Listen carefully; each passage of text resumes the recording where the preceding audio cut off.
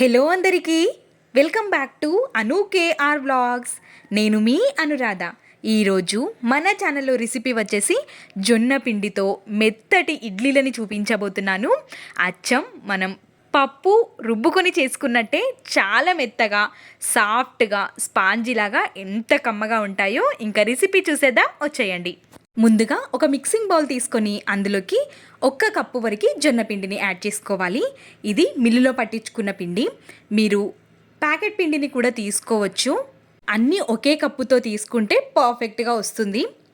1/2 cup వరకు సూజీ ఉప్మా రవ్వని add చేసుకోవాలి. 1 కప్పు వరకు పెరుగుని తీసుకోవాలి. ఇది ఏ పెరుగైనా సరే, పుల్లటి పెరుగైనా సరే, కమ్మటి పెరుగునైనా సరే 1 కప్పు వరకు తీసుకొని 1 కప్పు వరకు వాటర్ని కూడా యాడ్ చేసుకోవాలి.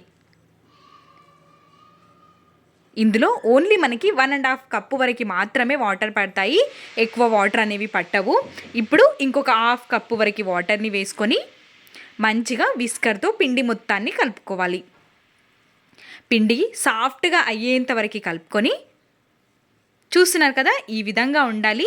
పిండి మరీ లూజ్గా అయిపోయినా మనకి ఇడ్లీలు అనేవి పర్ఫెక్ట్గా రావు. కాబట్టి ఈ కన్సిస్టెన్సీలో ఉండే విధంగా కలుపుకోవాలి. ఖచ్చితంగా 1.5 కప్పు వాటర్ మాత్రమే వేసుకోవాలి. ఇంకా ఎక్కువగా వాటర్ యాడ్ చేయాల్సిన అవసరం ఏం లేదు. కన్సిస్టెన్సీ ఈ విధంగా ఉన్నప్పుడు మూతని కవర్ చేసి ఒక 10 నిమిషాల పాటు పక్కన ఉంచుకోవాలి. ఆలోపు మిగతా ప్రాసెస్ని చూసేద్దాం. స్టవ్ పైకి ఒక గిన్నెని పెట్టేసుకొని 2-3 టేబుల్ స్పూన్ల వరకు ఆయిల్ని యాడ్ చేసుకోవాలి. జీలకర్ర, ఆవాలు, ఒక పచ్చిమిర్చిని సన్నగా తరుక్కొని తీసుకోవాలి. ఒక పెద్ద సైజ్ ఆనియన్ని సన్నగా ముక్కల్లాగా తరుక్కొని యాడ్ చేసుకోవాలి. ఆనియన్స్ కొంచెం వేగిన తర్వాత కరివేపాకు, కొత్తిమీరని కూడా వీలైనంత సన్నగా తరుక్కొని యాడ్ చేసుకోవాలి. నేను ఇక్కడ ఒక 2 క్యారెట్లని తురుముకొని తీసుకుంటున్నాను. మరీ సన్నగా కాకుండా ఈ విధంగా కొంచెం లావుగా ఉండే విధంగానే తురుముకొని తీసుకోవాలి. క్యారెట్ని మరీ ఫ్రై అవ్వనివ్వాల్సిన అవసరం లేదు, లైట్గా ఫ్రై అయితే సరిపోతుంది. కలుపుతూనే అడుగంటనివ్వకుండా ఈ విధంగా లైట్గా ఫ్రై అయ్యే విధంగా కలుపుకొని ఈ మిశ్రమం మొత్తం చల్లారేంత వరకు పక్కన ఉంచుకోవాలి. ఇప్పుడు పిండి కూడా బాగా సెట్ అయిపోయింది. 10 మినిట్స్ తర్వాత చూపిస్తున్నాను. పిండి ఈ విధంగా ఉంది. ఇప్పుడు ఈ పిండిలోకి మనం రుచికి సరిపడా ఉప్పుని యాడ్ చేసుకోవాలి.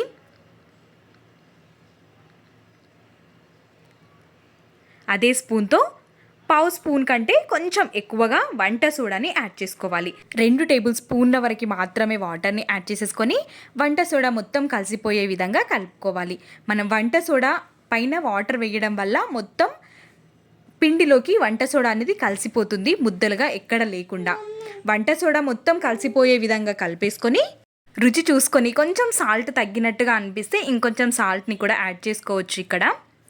ఇప్పుడు మనం లైట్గా ఫ్రై చేసి పెట్టుకున్న క్యారెట్ మిశ్రమాన్ని కూడా వేసేసుకొని మొత్తం కలిసిపోయే విధంగా కలిపేసుకోవాలి. మనం ఇక్కడ పోపులో జీలకర్ర, ఆవాలు వేసాం కాబట్టి అక్కడక్కడ మధ్యలో కనిపిస్తూ చాలా బాగా వస్తాయి ఇడ్లీలు. ఈ విధంగా మొత్తం కలిసిపోయే విధంగా కలిపేసుకొని ఇప్పుడు మనం రెడీగా ఇడ్లీలని వేసేసుకోవచ్చు.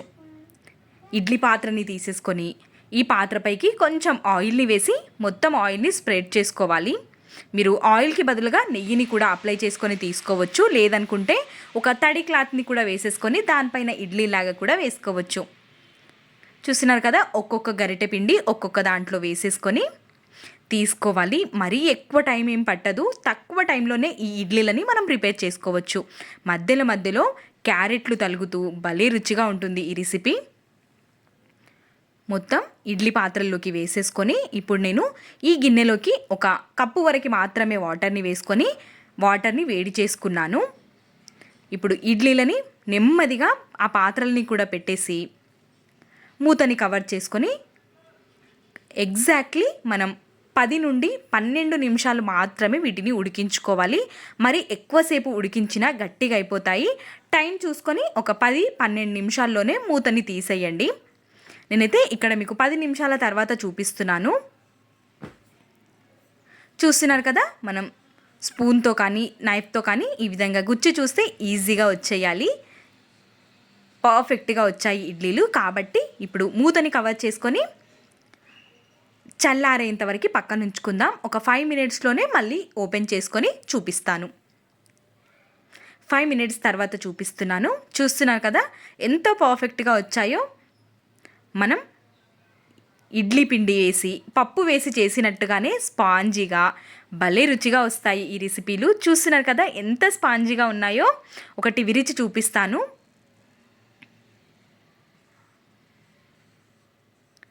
ఎంత ఈజీగా విరిగిందో కదా. అన్నింటినీ ఇదే విధంగా ప్రిపేర్ చేసుకోవచ్చు. నాకైతే ఇక్కడ 2 వాయిలు వచ్చాయి నేను వేసుకున్న పిండికి.